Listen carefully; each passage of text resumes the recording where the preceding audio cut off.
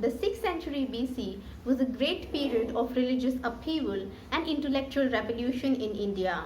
Of the various sects which emerged during this period, Jainism and Buddhism were the most prominent. They gained popularity because they were opposed to the rigid Varna system which existed at that time.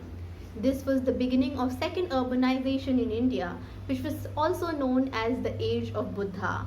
Today we are going to talk about Buddhism.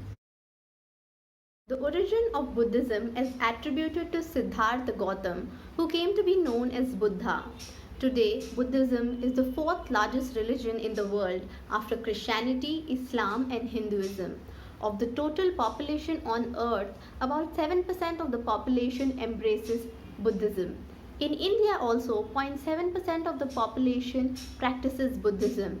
Majority of them reside in Maharashtra. So then, what was the story of Siddhartha?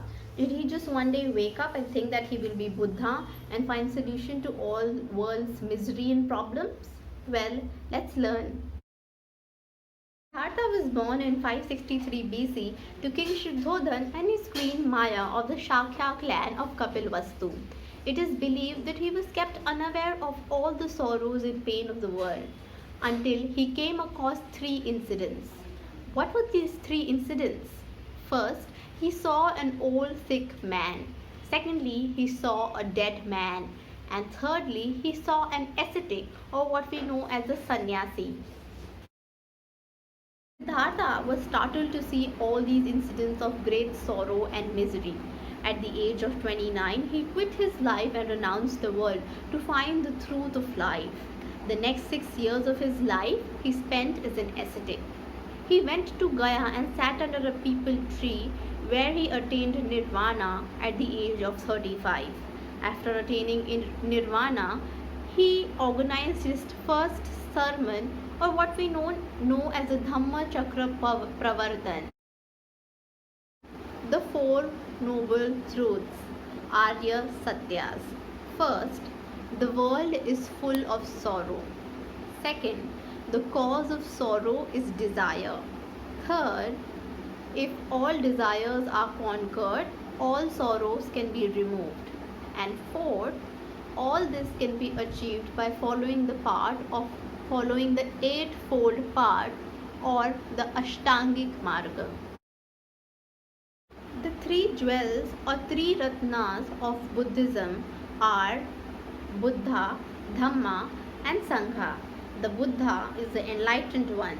The Dhamma is the teachings or doctrine of Buddhism, and the Sangha is the monastic order.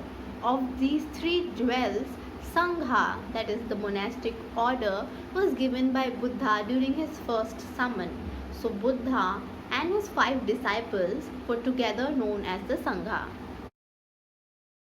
Buddha attained Mahaparinirvana at Kushinagar at the age of 80 around 483 BC. After the death of Buddha, 4 Buddhist councils were summoned over years. The first Buddhist council was held in Rajgir by king under the patronage of King Ajatashatru. The second Buddhist council was held at Vaishali by King Kalasoka.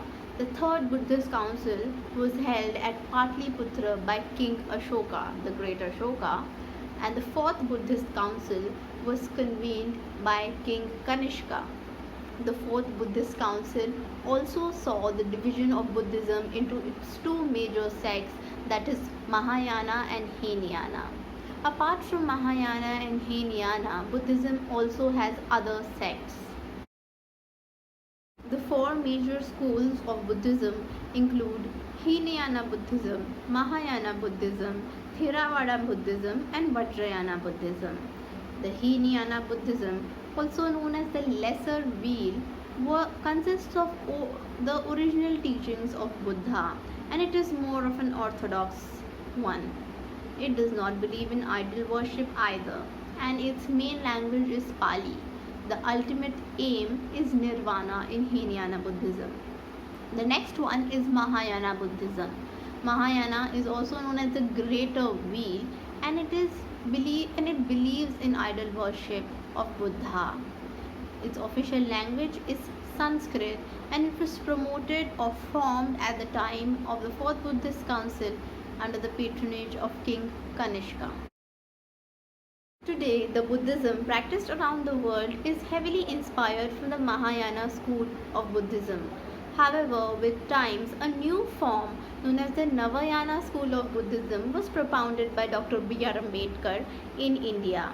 It radically differs from the traditional forms of Buddhism of Theravada, Vajrayana, and Mahayana. It tries to radically reinterpret the teachings of Buddha by revisiting the original teachings of Buddha as being of class struggle and social equality.